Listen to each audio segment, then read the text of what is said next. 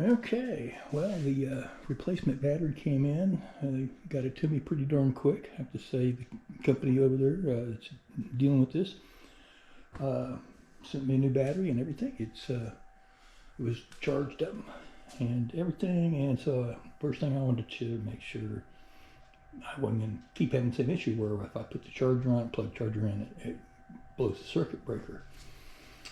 And it did. I was like, oh, you got to be kidding me.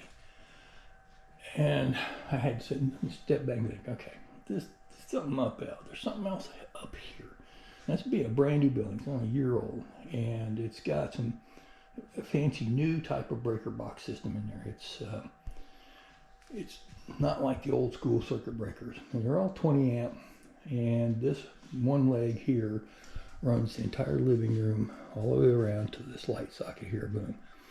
And it may run that circuit there, but the rest of this kitchen is on GFI, and they're all on their own circuit. Refrigerator on its own circuit, and so on.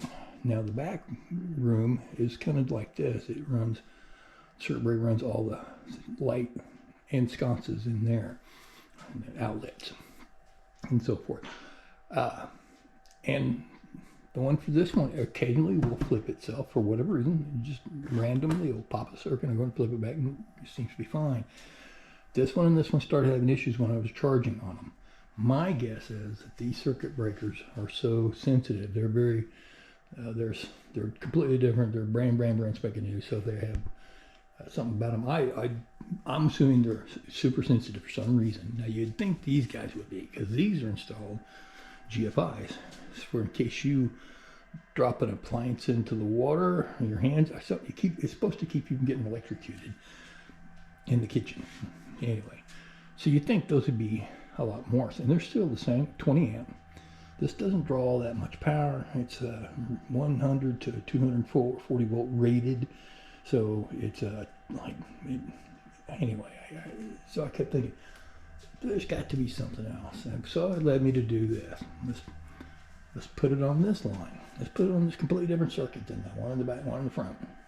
Maybe, because once the circuit breaker pops, and then it pops again, it gets where it gets so sensitive it won't come back on.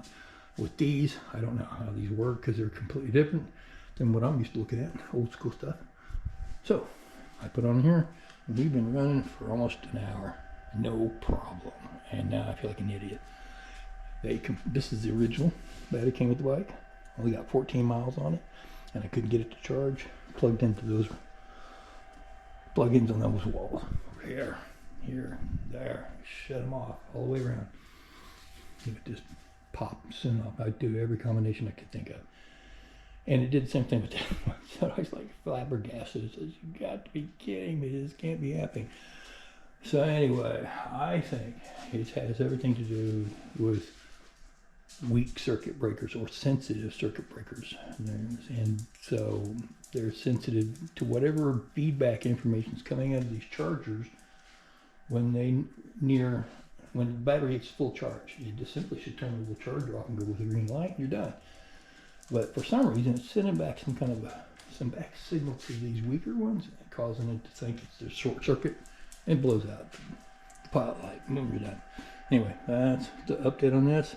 More to come. Thanks for watching.